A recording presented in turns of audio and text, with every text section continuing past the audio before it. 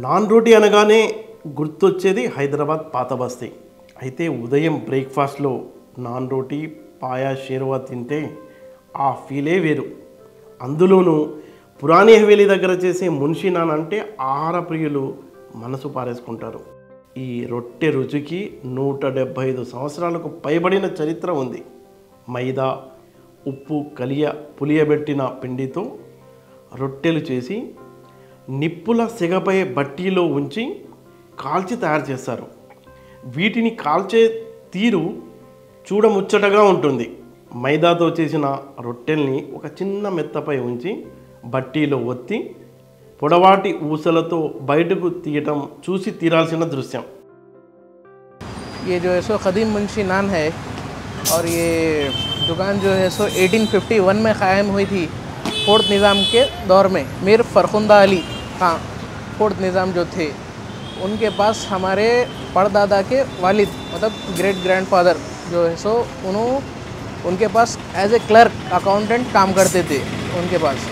तो जो है सो जब दिल्ली को गए, ये फार्मूला जो है सो दिल्ली का मुगलाई डिश है, ये जो नान है सो दिल्ली को गए थे वो। दिल्ली को जाने के बाद वहाँ पर ऐसा देखे मुगलाई डिश तो यहाँ पर भी ट्राई करेंगे बोल के यहाँ पर शॉप डाले।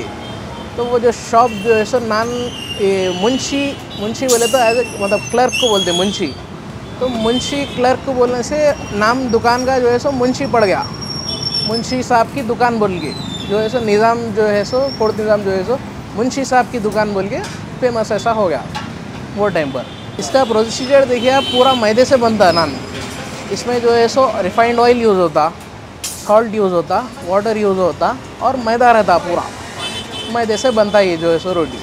ये जो है सो बटी रहती, इसके अंदर 40 मिनिमम मैक्सिमम 40 नान लगते इसके अंदर स्क्वायर वाले। और जो है सो अलग अलग शेप भी बनते, जैसे कि हार्ट शेप हो गया, राउंड शेप हो गया, वैसे अलग अलग शेप जो है सो ऑर्डर पे बनते। अब ये जो है सो कर्ड खमीर की रोटी बोलते। खमीर की रोटी कोई भी नहीं बनाते, क्यों बोले तो खमीर की रोटी का प्रोसीजर बहुत पुराना है और बहुत लोग इम्प्लीमेंट नहीं कर सकते वो खमीर के काम में। कर्ड से बनता है। एक तो सीज़न वाइज देखा गया तो अब जैसा बकरीद हो गया, इसमें बकरीद में क्या रहता बोले तो नहारी पाए का बहुत चलता, हर घर में नहारी पाया। तो वो हिसाब में ज़रा थोड़ा ज़्यादा डिमांड रहता रोटी का, रोटी के लिए पब्लिक ज़रा ज़्यादा रहती, ज़रा लाइन में ठहर के लेती समझो आप। ऐसा कोई स्पेसिफिक आइटम के साथ ही खाना बोल के नहीं है, आप कौन सा भी आइटम के साथ खा सकते।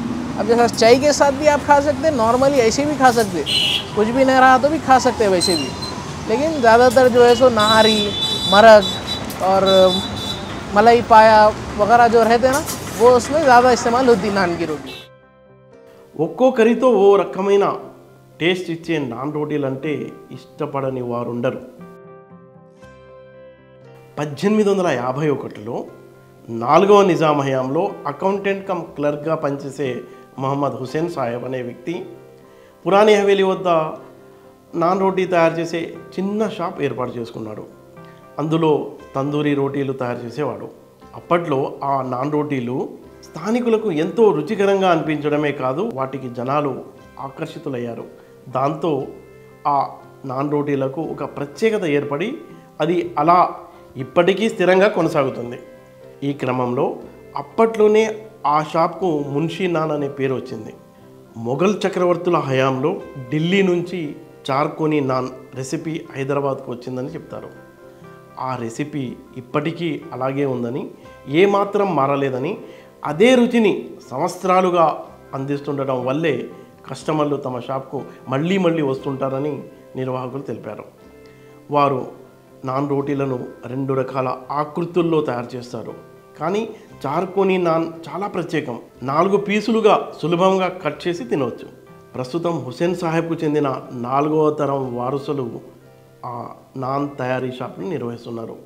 చుట్టుపక్కల అలాంటి నాన్ తయారు చేసే షాప్స్ ఎన్నో వచ్చాయి, కానీ అవేవి మున్షీ నాన్ అంత రుచి అందించలేకపోయాయి. అందుకనే వారు ఇప్పటికీ మార్కెట్లో నిలదొక్కుని ఉన్నారు. ఇప్పటికీ ఆ షాప్ ఎదుట భోజన ప్రియులు తాజా నాన్ రోటీ కోసం క్యూలు కడుతుంటారు. మున్షీ షాప్లో అమ్మే చార్కోనీ నాన్ అంత రుచికరంగా ఉండేందుకు కారణం అవి చక్కని సువాసనను కలిగి ఉండడమే.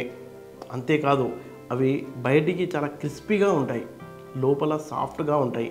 అందుకనే అవి అంత రుచికరంగా ఉంటాయి.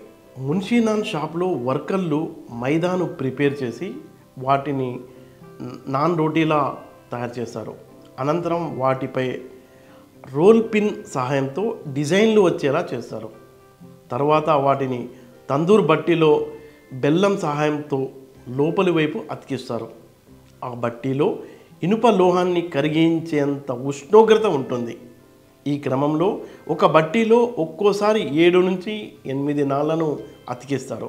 తర్వాత 5 నుంచి 7 నిమిషాలకు వాటిని బట్టీ నుంచి తీసి తెల్లని వస్త్రంపై పేరుస్తారు.